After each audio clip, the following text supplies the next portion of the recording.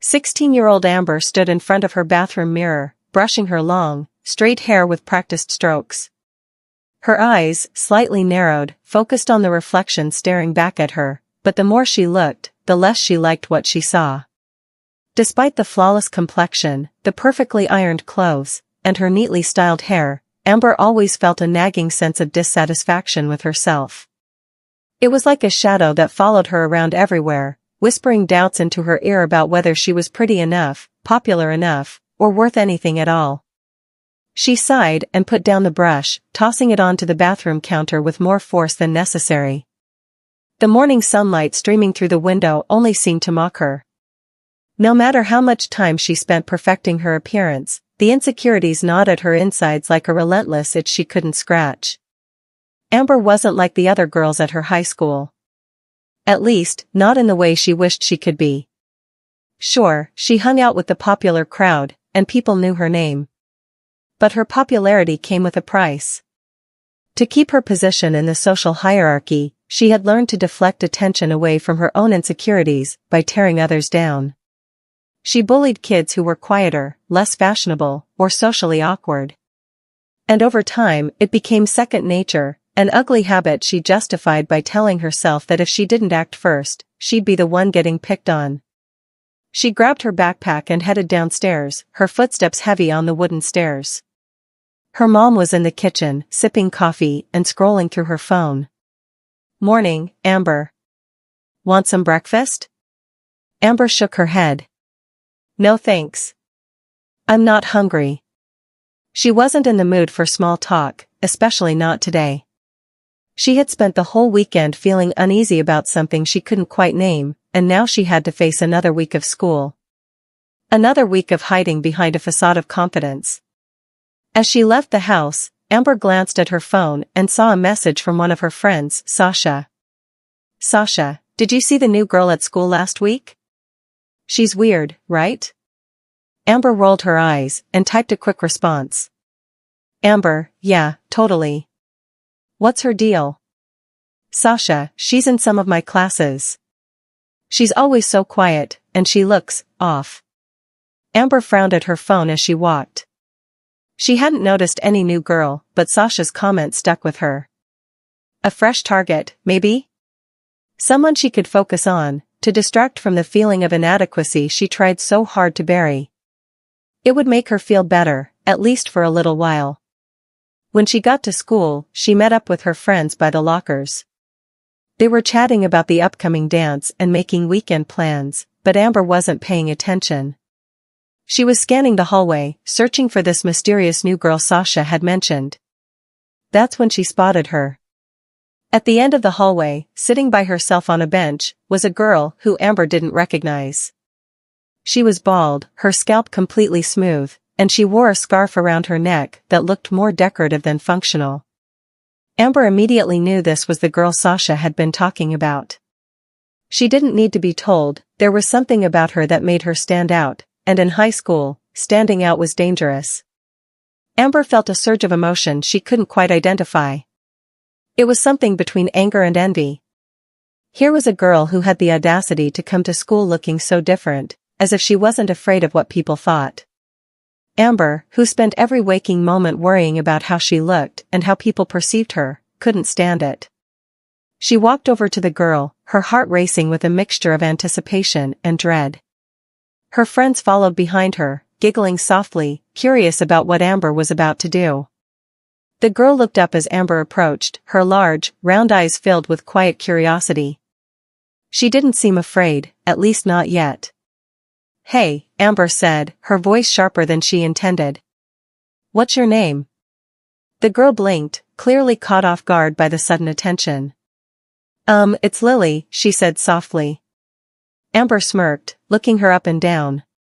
"Lily, huh? So, what's the deal? You forget to grow your hair back, or is this some kind of statement?" Lily's face paled, and she instinctively touched her bald head. I have cancer," she stammered, her voice trembling. "That's why I lost my hair." "The treatments." Amber felt a twinge of something in her chest, guilt, maybe, but she quickly squashed it down. She couldn't afford to show weakness, not in front of her friends. "Oh, I see," Amber said, her voice dripping with fake sympathy. "So you're, like, the cancer kid now? How inspiring." Lily's eyes filled with tears, and Amber knew she had hit her mark. She always knew how to find people's vulnerabilities, and once she did, she exploited them. It was how she survived in this world. Lily's bottom lip quivered, and a tear slipped down her cheek. I just want to be left alone," she whispered. "Ah, come on, don't cry," Amber taunted. "It's not that bad, right? I mean, at least you don't have to worry about bad hair days anymore." That was when Lily broke down completely, sobbing quietly into her hands. The hallway had gone eerily silent, and Amber could feel the eyes of other students on her. Some were whispering, others staring in disbelief. But she couldn't stop now. She had to finish what she started, had to prove that she was in control. "Amber, that's enough," a voice suddenly cut through the tension. It was Sasha, her friend, who had been standing by her side the entire time. Sasha's face was pale, and there was a flicker of regret in her eyes. "Let's just go." Amber hesitated for a moment, feeling the weight of the situation settle heavily on her chest. She glanced at Lily, who was still crying, her face buried in her hands. Something about the sight of her, so vulnerable and alone, made Amber's stomach twist uncomfortably. But instead of apologizing or backing down, Amber simply shrugged and turned away. "Whatever," she muttered, walking back toward her locker. Sasha and the others followed her, but the mood had shifted. No one was laughing anymore. Amber tried to shake off the guilt gnawing at her insides. She told herself that Lily would be fine, that it was just another day in the harsh world of high school. But as the day dragged on, the uncomfortable feeling didn't go away. That afternoon, Amber's parents were waiting for her in the kitchen when she got home. Her mom had a serious look on her face, and her dad's arms were crossed over his chest, a sign that something was wrong. "Amber, we need to talk," her mom said, motioning for her to sit down at the kitchen table. Amber's heart sank. She knew immediately that this wasn't going to be a casual conversation. "What's going on?" she asked, trying to sound casual as she sat down. "Did I do something wrong?" Her dad sighed heavily, leaning forward. "We got a call from your school today." Amber's stomach tightened. "About what?" Her mom's eyes filled with disappointment, and she slid her phone across the table toward Amber.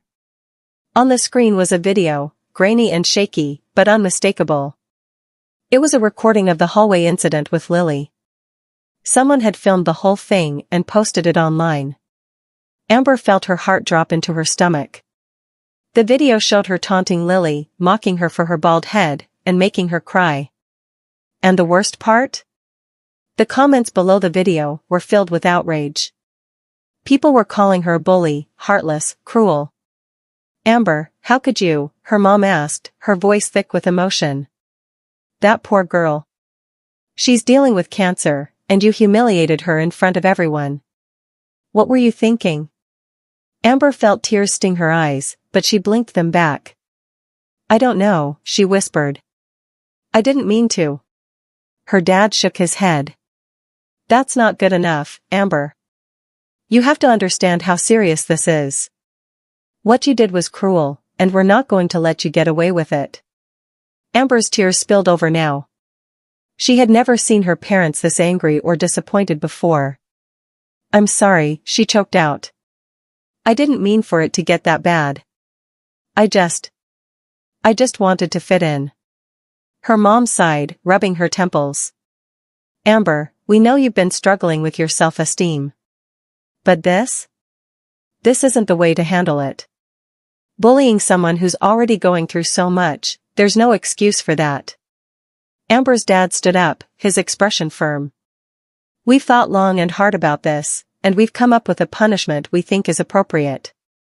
Amber's eyes widened, her heart racing. What are you going to do?" Her mom exchanged a glance with her dad, before turning back to Amber. "You're going to the hairdresser tomorrow. And you're getting your hair cut short." Amber's blood ran cold. "What? No. You can't do that. Her dad's voice was stern. Yes, we can. You made a choice to humiliate someone for the way they look, so now you're going to experience what it feels like. You're going to cut your hair, and you're going to go to school without hiding it. Amber's heart pounded in her chest. Her hair was her pride, her shield, the one thing that made her feel good about herself. The thought of losing it filled her with dread. But, she tried to protest, but her mom cut her off. No buts, Amber. This is the consequence of your actions. Maybe this will teach you some empathy. Amber burst into tears, running up to her room and slamming the door behind her. She collapsed on her bed, sobbing into her pillow. How had everything gone so wrong? She didn't want to cut her hair. She didn't want to face the humiliation. But deep down, she knew her parents weren't going to change their minds. The next morning, Amber sat in the salon chair, her eyes red and puffy from crying all night. The stylist was a kind woman with gentle hands, but nothing about the experience felt comforting to Amber. As the scissors snipped away her long, beautiful hair, Amber felt like she was losing a part of herself, something she had relied on to hide her insecurities for so long. When the stylist was finished, Amber stared at her reflection in the mirror. Her hair was cut into a short, choppy style that barely grazed her chin. She hated it.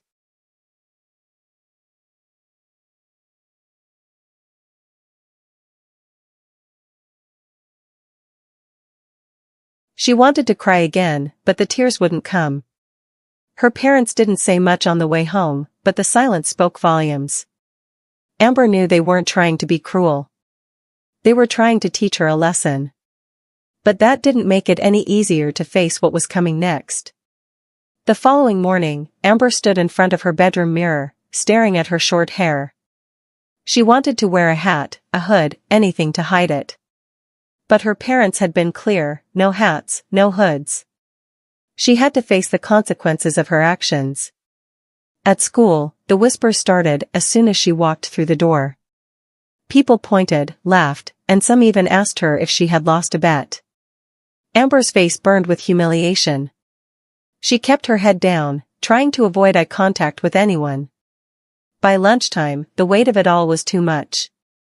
She found a quiet corner in the library and sat down, tears silently rolling down her cheeks. For the first time in her life, she understood what it felt like to be on the other side, to be the one who was laughed at, the one who didn't fit in. And she realized, with a painful clarity, that she never wanted to make someone feel that way again. From that day forward, Amber changed. She never bullied anyone again, and slowly, she began to find healthier ways to deal with her insecurities. It wasn't easy, and it took time, but Amber learned the importance of kindness, empathy, and self-acceptance. Her hair would grow back eventually, but the lesson she had learned would stay with her forever.